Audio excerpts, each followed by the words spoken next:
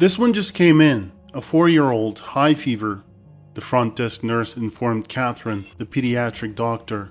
Misty, I'm fixing to leave in 5 minutes. My shift was over an hour ago, but I was just wrapping up some paperwork. Can you ask someone else to take that call, please? Catherine said. Catherine had been on her feet the entire day, hustling from one patient to the next, and all she wanted was to head home and collapse onto her cozy bed. The weight of exhaustion was bearing down on her, and her muscles were screaming for rest. The thought of kicking off her shoes, sinking into her soft mattress, and letting out a sigh of relief was the only thing driving her at this point. She couldn't wait to finally give her weary body the break it deserved. 10 minutes later, the nurse came back to Catherine. I'm sorry, but everyone's tied up with something right now. It's been one hell of a busy day. Can you please take the call? The nurse pleaded with Catherine, hoping she would be willing to help out despite her exhaustion. And Mrs. Johnson's out of commission too, otherwise I could have asked her to handle it. I don't want to risk getting canned for not handling this right. I really need your help, please, Misty pleaded with a tinge of desperation in her voice. Catherine let out a deep sigh and replied, Alright, give me the name and address. Thank you so much. I'll fill out the form and be right back, Misty exclaimed with relief and ran off to complete the paperwork. A minute later, she returned with a smile on her face and announced, You're going with Mr. Burns. I owe you one. As Catherine made her way to the location where they had received the call from, she went through the form, scanning the patient and parents' names. But as she came across the names of the father and son, she suddenly froze in her tracks. Sean Barnes? Huh, what a small world, Catherine thought to herself, feeling a mixture of surprise and curiosity. She had been married to Tim Barnes for the past 10 years, but they hadn't been blessed with any children. Meanwhile, the driver, Mr. Johnson, checked the address and groaned. Darn it, they blocked off the highway in that part of town. Looks like we're gonna have to take a little detour, he grumbled, maneuvering the vehicle through an alternate route to reach their destination. Once they arrived at the apartment building, Catherine made her way up the stairs to the second floor. As she knocked on the door, a young woman opened it, and Catherine had a feeling that she looked familiar. Thank God you're here, the young mother spoke nervously. We've been so worried. Many doctors said they were too busy, but you're finally here. Catherine smiled despite her exhaustion and replied, Well, my shift was actually over, but I'm here now. What's going on? Where's our little patient? Please come in. The woman invited Catherine in and led her through the hallway to the child's bedroom. Inside, a pale boy with dark hair lay on the bed, dressed in pajamas and warm socks. He looked up at Catherine with frightened eyes. Hey there, little guy. How are you feeling? Catherine greeted Sean with a warm smile before turning to the boy's mother. So what's been going on? Catherine inquired, concerned. He's been coughing for the past couple of days. It's not too severe, but it's been persistent. And his temperature spiked up to 102, the mother replied as Catherine began to examine the boy. Alright, let me take a look at your throat, Sean. Can you open your mouth for me, please? Catherine gently requested as she shone a flashlight into the boy's mouth to check his throat. Okay, I see. His lymph nodes are a bit swollen. Can you please get a glass of warm water? Catherine requested. Honey, bring a glass of warm water for Sean, the woman shouted. After a couple of minutes, a man in a cooking apron entered the room and handed Catherine the glass of warm water. As she looked up to thank the man, she froze in disbelief. It was her husband Tim, who had informed her earlier that he would be leaving on a 3-day business trip. As the reality of the situation dawned on both of them, they stood there in stunned silence, unsure of how to proceed. Despite the shock of the unexpected encounter with her husband, Catherine was able to maintain her professionalism and focus on the task at hand. She began explaining to the parents how to take care of their child. Alright, so here's what we're gonna do, Catherine said, addressing both parents. I'm gonna prescribe some medication to bring down his fever and help with the cough. Make sure he gets plenty of rest and drinks plenty of fluids. You can also give him some warm soup or broth to help soothe his throat. The parents listened carefully and nodded in agreement, taking notes as Catherine spoke. Also, keep an eye on his fever, and if it doesn't go down or if he develops any other symptoms, give me a call right away, Catherine added. Thank you so much, doctor, the mother said, looking relieved. We really appreciate it. Catherine smiled warmly. No problem at all, just doing my job. she said, trying her best to ignore the awkwardness of the situation with her husband in the room. After Catherine left the apartment, Tim immediately began calling her. However, Catherine repeatedly declined his calls when he saw his name on her phone screen. When Catherine finally returned home, she went straight to her bedroom and collapsed onto her side. She felt completely emotionally drained and couldn't stop thinking about what had just happened. Catherine couldn't help but ask herself, why? And how did Tim manage to keep this hidden from me for all these years? She felt betrayed and confused. She had trusted Tim completely, and now she felt like she didn't know him at all. She couldn't believe that he had lied to her for so long. As she lay there, tears streamed down her face. She didn't know how to confront him, or even if she wanted to. Her mind was filled with questions and doubts. She wondered if the entire marriage had been a lie. She eventually fell asleep, exhausted from the emotional turmoil of the day. Catherine had always dreamed of having children, but things didn't seem to be falling into place. She was now beginning to wonder if the issue lay with her, since Tim had a child with someone else. The following morning, Tim arrived early and noticed Catherine's tired expression. He looked at her with guilt and lowered his head.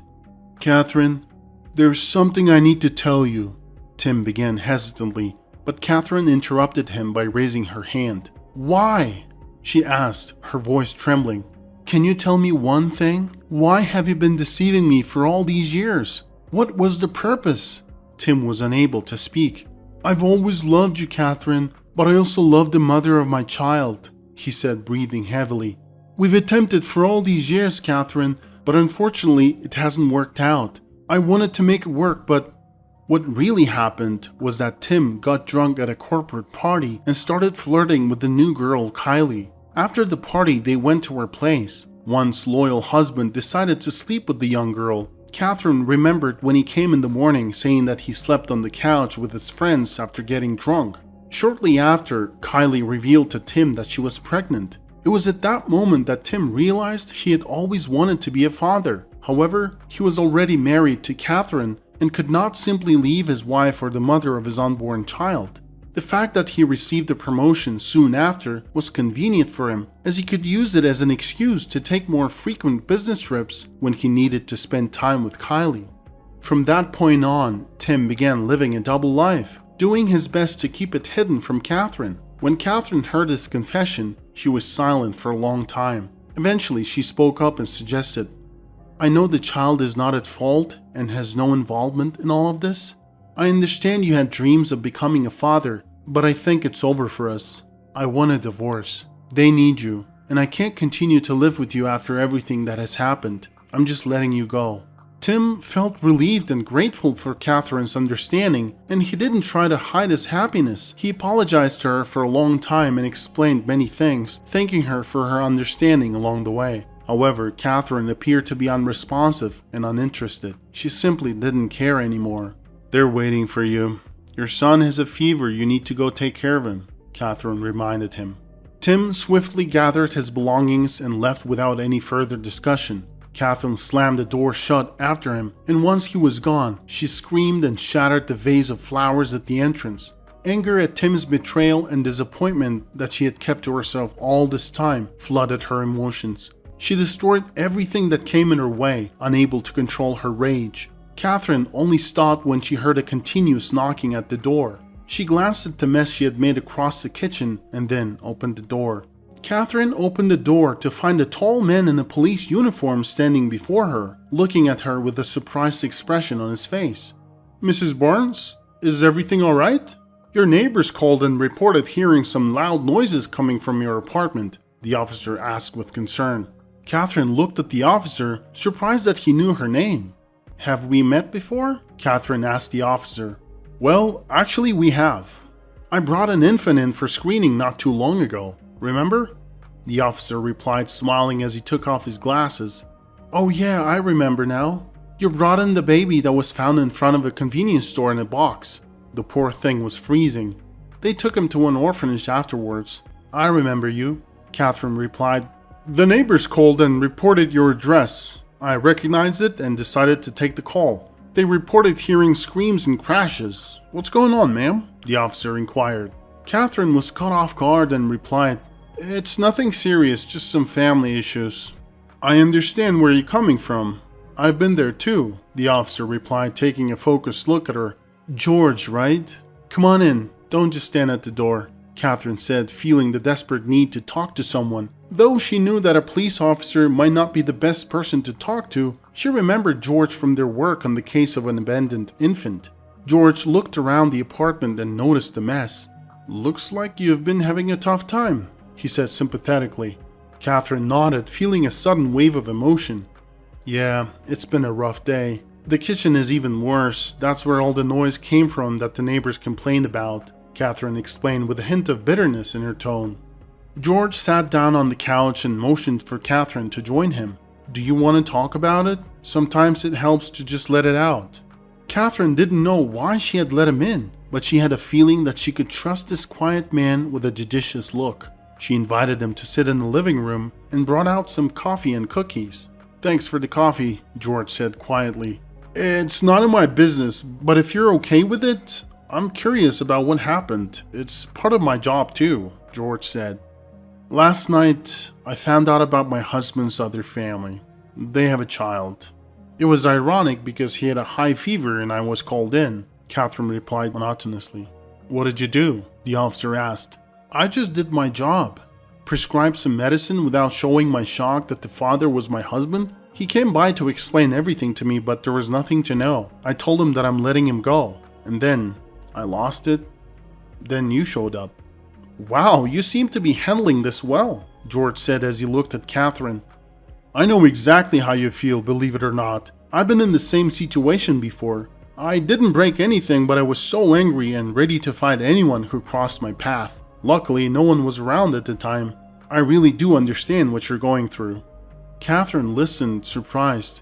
George had gone through a similar situation. He had thought he was the father of his son, but when his son needed a blood transfusion for surgery, he found out that their blood types didn't match. It was then that his wife admitted to cheating on him and that he was not the biological father of their son.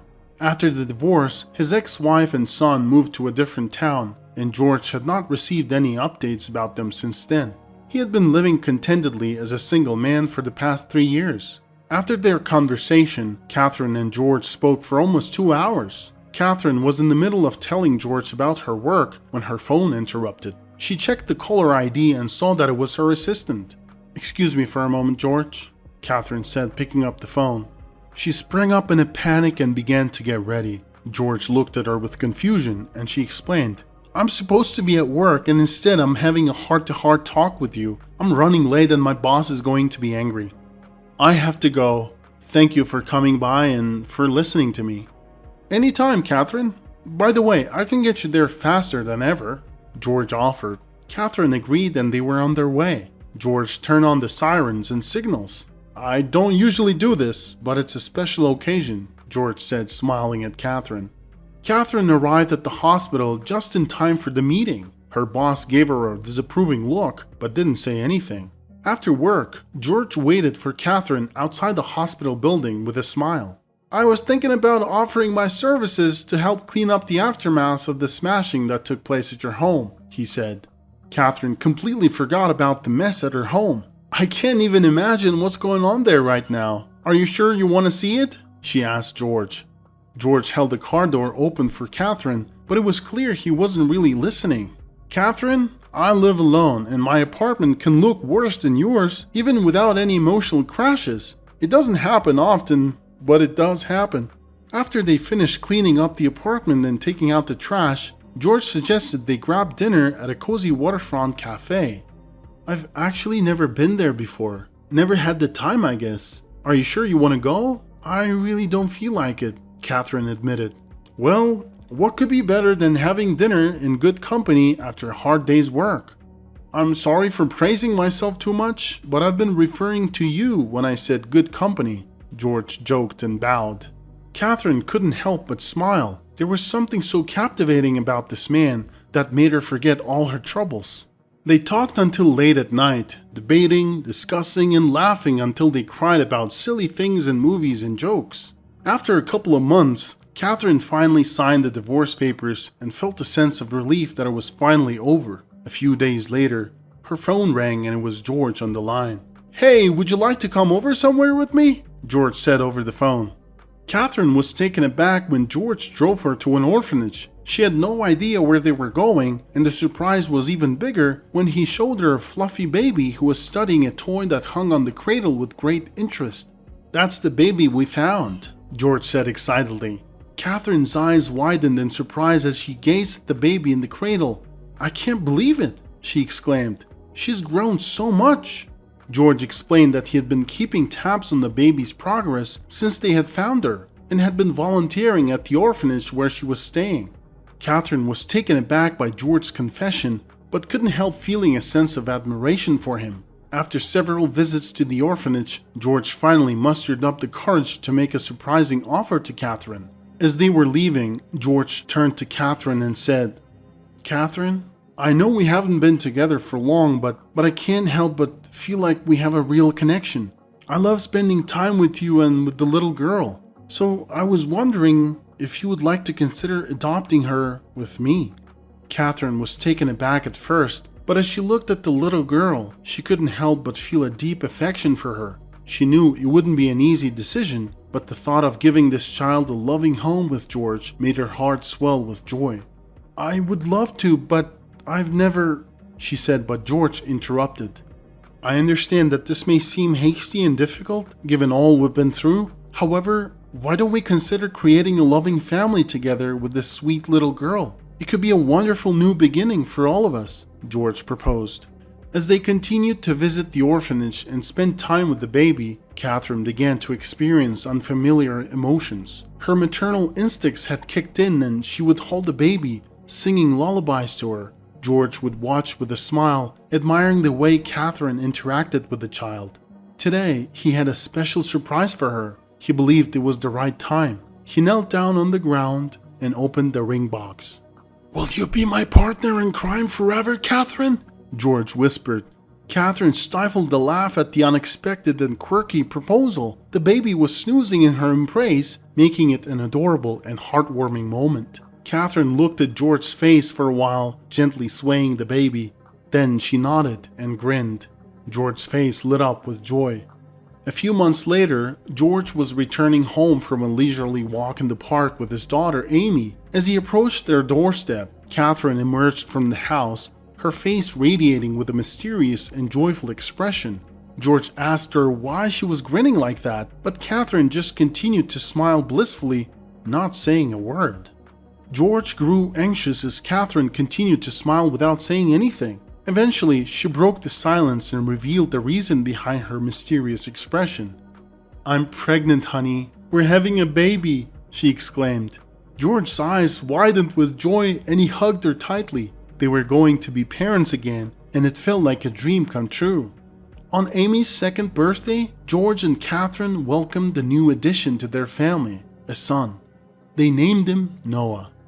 Patience is not the ability to wait, but the ability to keep a good attitude while waiting.